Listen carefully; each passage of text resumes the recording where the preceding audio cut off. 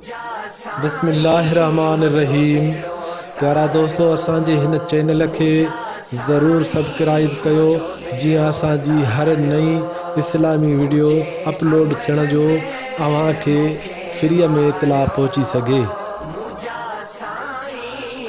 मदीने हलो मदीने, मदीनो अखड़न जो टार आहे।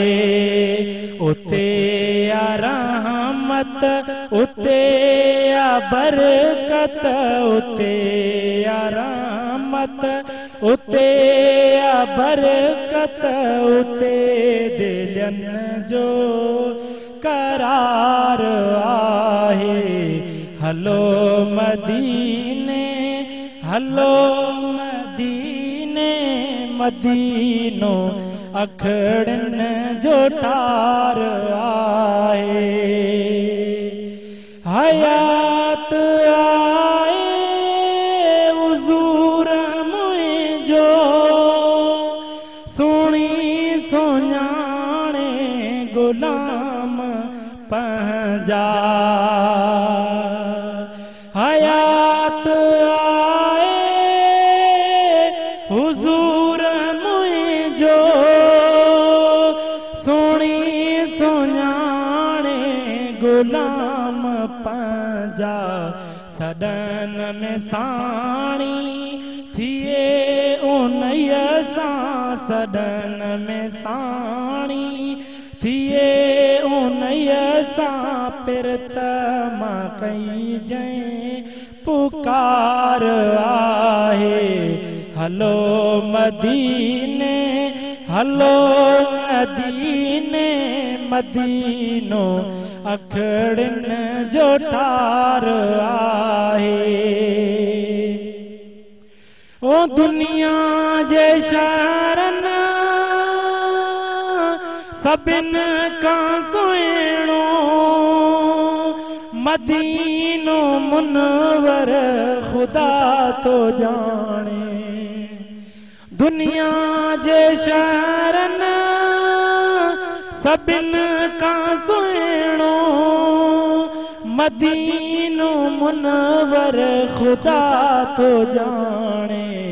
अर्श खाला उहा जगह, अर्श खाला उहा जगह, जिते मिटल जी मज़ार आहे।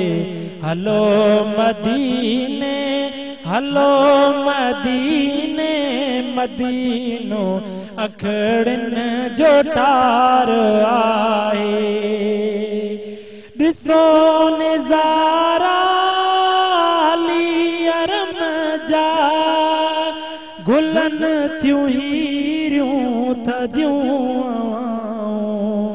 वसन था पल पल ककर करम जा, वसन था पल पल ककर करम जा, उते हमेशा बहार आहे। हलो मदीने हलो मदीने, मदीनो अखड़न जो टार आहे। अमन उते आ सकून फरत, मिले मेड़न के तिरुअ जी रात।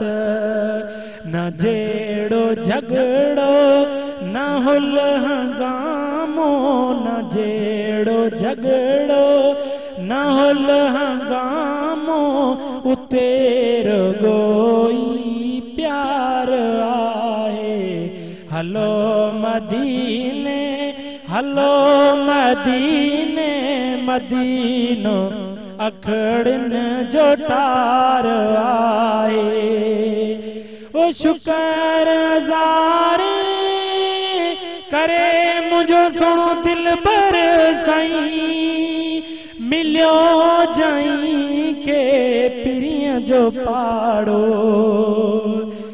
ओ शुक्र ज़ारे करे मुझो सुनो दिल पर साईं मिलियो जाई के पिरिया जो पाड़ो अञा बि अॻिते उन्हीअ खे पारत अञा बि अॻिते उन्हीअ खे पारत मिठल जे हथ में महार आहे हलो मदीने हलो मदीने मदीनो अखड़न जो तार आहे।